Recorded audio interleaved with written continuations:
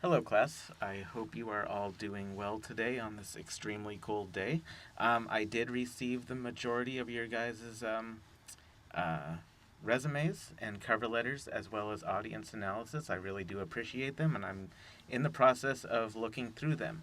If you have not gotten my response for your proposal yet, please just hang tight. I'm getting to them. I have a lot of students, and but know that I did not this semester actually deny anybody their their proposal. So everyone should be in the process right now of beginning your project. Everyone seems to have pretty good a pretty good idea of what they're doing.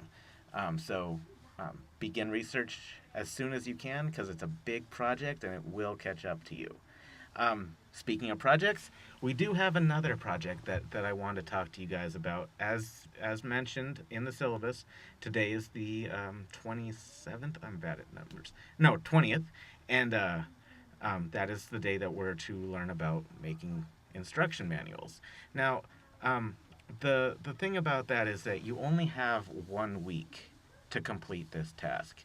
Um, I decided, due to some issues with the peer review process that we had in um, the resume and the professional portfolio, we had some big issues with people not knowing where their partner was, or they got confused, or something like that. For that, I'm going to make this particular assignment not a group work assignment. Um, I don't want any more confusion, and this is a very important project. So so yeah, so you have 1 week, but it's really not that big of project. I'm gonna be going through it over it in just a little bit with you. Okay. All right, your task is to create a brief instruction guide. It's just a simple set of instructions to do a well-known task, or a task that that you are familiar with doing. It could be something, anything simple or even complex.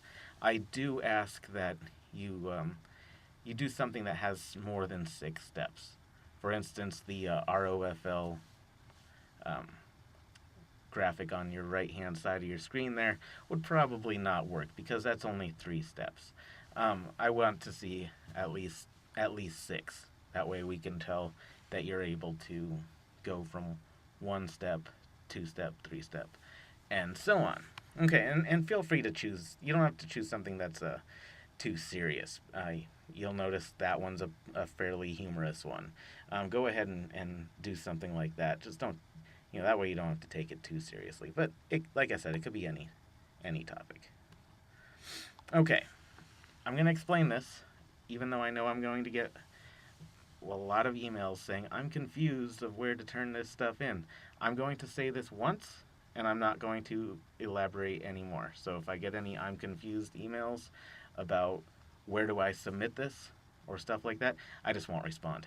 Um, so this is due on February 27th by 11:59 p.m. I will not accept anything late, and you will send this directly to my email. Because there's a lot of graphics involved, we're not going to put this on the course blog. Um, it should be 2 to 6 pages.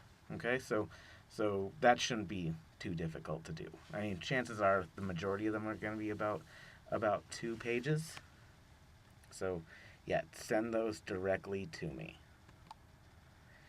Okay, your requirements, you're going to be creating a step-by-step instruction of a process, meaning that you take, say you're installing something.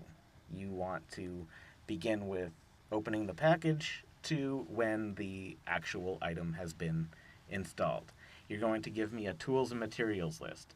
That means if you need a screwdriver, you need to list it on the materials list that the person needs to get a screwdriver, or any sort of material that they need to gather beforehand. Um, and so all the things that you need. If you're going to do a recipe, many of you guys are probably going to do recipes. Every recipe has exactly what the ingredients are. You don't get recipes that excuse me. You don't get recipes that don't have ingredients lists on them. So that's what they mean by the materials list. So state everything that they must gather and everything that they must use. Also, a troubleshooting guide. What happens if something breaks? How do you um, how do you fix it? So, say you're installing a piece of software and you're getting an error message. Well, how do you fix that? Okay, a flowchart is good for that. So check the chapter on graphics for flowcharts, or check your book for examples of what troubleshooting guides look like. You should be using graphics. There should be no. I should not be getting ones that do not have any form of graphic in there. It could be anything from a bunch of pictures that you take with your iPhone or whatnot, digital images. It could be, or it could be like if you look on page 553, you'll notice that there's a an instruction manual, or just a set of instructions. I really shouldn't be calling these manuals, but it's just a one picture, and they have the instructions along with that one picture. Anytime you can do something simple, do it. Okay, it's important to understand the different types of instructions. And once you have a task, you have to decide what kind of instructions these are. So you have to use the appropriate genre. So if you're talking about something, how to operate something, like how to drive, or how to use this lawnmower, or how to launch a model rocket, as you see the kids in front of you on the right hand side of your screen doing. How do you do those types of things? How do you use them? Okay? Or if you're actually installing something, how to install something. It looks like Rick there on the left hand side is installing. Oh, I don't know what that is. But, anyways, he's installing something. How to put an OtterBox on your iPhone, how to activate a debit card, how to get it out of an existing contract, or install speakers, or something like that. Anytime you're installing something, that's instructions of installation. Keep in mind that these have to be done in optimal conditions. So if you're showing how to put to do some sort of auto mechanic, you're going to be using brand new parts. So you could show the actual clean. Say you're putting one part onto another part. The part should be brand new and clean. That way, it's easiest to see and perceive. It's conspicuous. So you shouldn't be using dirty parts. Instructions of maintenance. How to fix something. You'll notice here, look at this graphic that's right in front of you. All that is it's showing something happening, and the graphic is all it is. It's simple, just an arrow with the label on it. That's all that it is. It doesn't have to be anything more complicated than that. Okay? How to replace the filter in your water filtration system, how to change oil, how to fix anything. And this could also be, it doesn't have to be just mechanical. It could be medical as well. How do you apply a tourniquet? How do you apply a Band-Aid? Actually, if you need instructions for putting a Band-Aid on, you have some issues that go beyond technical communications. But how to take a certain type of medicine, and that's where it gets really touchy, because when it comes to things like mechanics and medicine and stuff like that, you have to understand that it must be used as directed. That way, you as the author are not liable if something happens if they did not follow the instructions.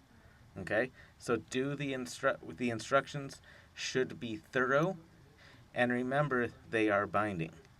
If you teach somebody how to change the oil in their car, but you do not tell them to replace the oil drain plug up here on the right hand side, if you don't tell them that, and they don't put it back in, and they drive off and their car breaks down, or worse, they get in an accident and harm themselves, or worse, you're liable because you didn't put that step in there.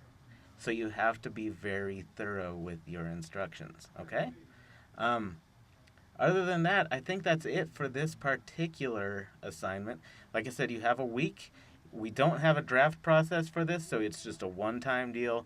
You can submit it to partners or whatnot if you want to, but this one you're just submitting directly to me. Have fun with this one. Have fun.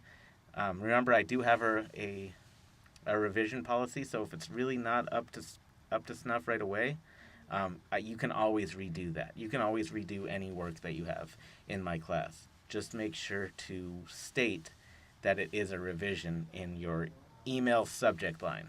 That way I can find it and I know that it's a revision. Okay? So email me if you have any questions, and good luck.